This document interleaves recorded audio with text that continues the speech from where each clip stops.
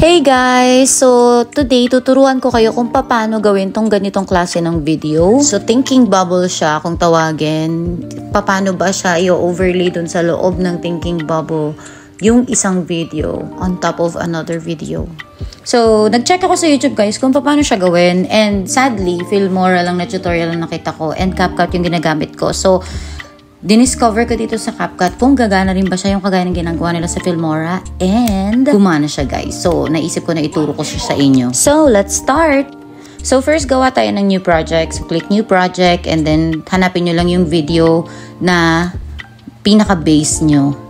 Ayan. So, pagka nailagay nyo na yung video na pinaka-base nyo, i-add naman natin ngayon yung thinking bubble na green screen. So, punta kayo sa photos and then hanapin nyo yung green screen thinking bubble and then i-overlay nyo lang dyan. So, ipwesto nyo lang siya guys kung saan nyo siya gustong ipwesto na part ng screen or ng video. And then, kapag okay na, i-export na natin yan. So, after natin to ma-export, guys, mag-create new project ulit tayo. And para ma-maintain natin yung same aspect ratio, kunin natin ulit yung 16:9 na pink na background na ginamit natin. And then, this time, ang unang-una nating ilalagay na yung overlay is yung video na ilalagay natin sa loob ng thinking bubble, which is, for me, ang naisip ko dito is pagkain. Video ng pagkain ang ilagay ko dun sa loob ng thinking bubble. So, hahanapin ko ngayon yung video ng pagkain. Ipupwesto ko yan sa gilid kung saan nakapwesto yung thinking bubble. Ayan. Pag nakapwesto na, ang next na gagawin ko dyan is i-overlay ko naman yung video na may thinking bubble. And then, i-adjust lang natin para ma-full screen siya. So, ayan. Pag nakapwesto na siya, guys, kanya na magiging itsura niya. Syempre, hindi pa natin nakikita yung video ng food.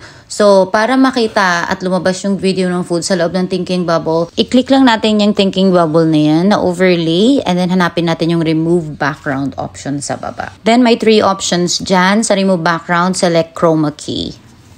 So, pag select mo ng chroma key, guys, yung focal na yan, yung circle na yan, kailangan mo lang siyang ilipat dun banda sa mismong thinking bubble kasi yun yung may green screen effect para ma-remove yung green na kulay ng thinking bubble and ma-reveal kung ano yung nasa ilalim na video. So, let's try. So, ayun na nga, nung nilipat ko yung focal dun sa may pinaka-thinking bubble na may green screen effect, biglang nawala yung kulay green and na-reveal yung ilalim na video.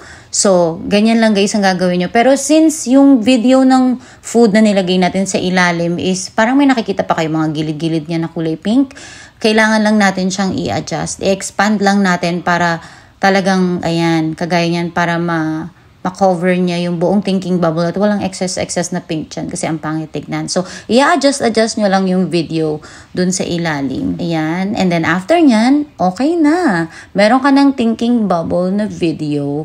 At ganyan lang pala siya kadali. Parang same lang din siya sa Filmora. Ginaya ko lang din kung paano nila ginawa sa Filmora. And luckily, may option din sa CapCut ng mga options dun sa Filmora. So, ayan. Hope nakatulong tong video na ito para sa mga video editor na kagaya ko. Ganun lang pala kadaling gumawa ng thinking bubble sa video. So, thank you for watching. Don't forget to subscribe.